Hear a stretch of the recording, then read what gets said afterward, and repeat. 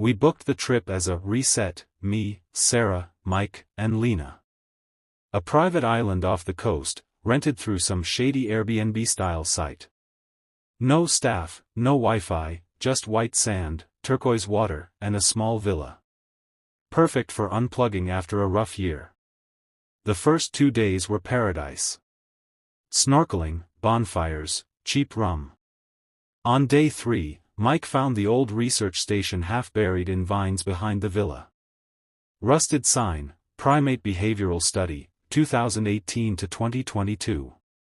Inside, broken cages, scattered papers, a few faded photos of chimps in collars. They probably studied tool use or something, Sarah laughed. We took selfies with the creepy stuff and forgot about it. That night, the howls started. Not monkeys, deeper, almost human screams echoing from the jungle. We joked it was tourists on another island. But around 2 a.m., something heavy landed on the villa roof. Thud. Thud.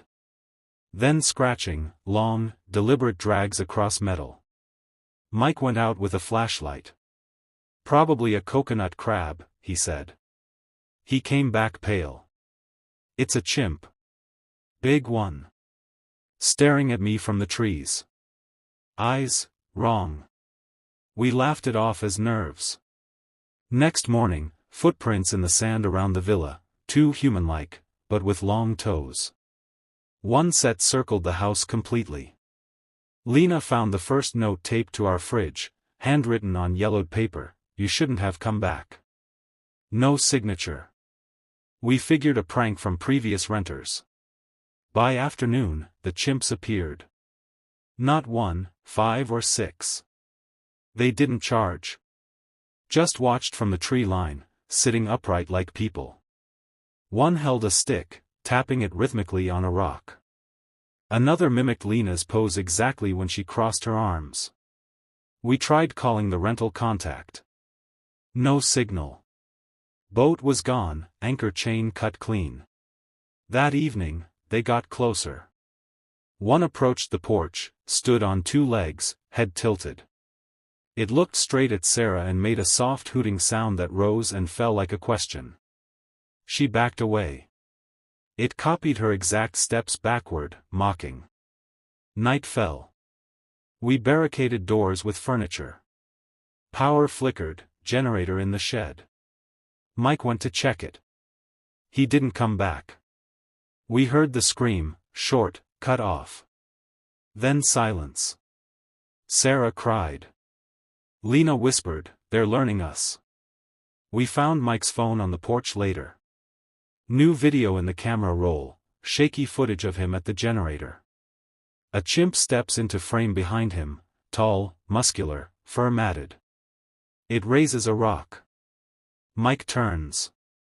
The chimp smiles, wide, teeth bared in imitation of a human grin. Then the screen goes black with a wet crack. We ran to the beach, planning to swim for help. They were waiting. Circle of chimps blocking the path. One held Mike's shirt like a trophy. Another stepped forward, the leader, we guessed, and pointed at the villa. Like directing us back. We retreated inside. Barricaded again. Midnight. Scratching at windows. Then tapping, Morse-like. We realized it was mimicking the rhythm Sarah used to tap her fingers when nervous. A new note slid under the door, "We remember the collars. Now you wear them."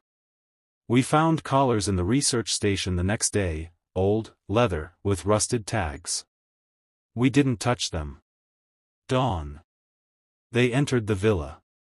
Door unlocked from outside, someone, something, had learned the trick.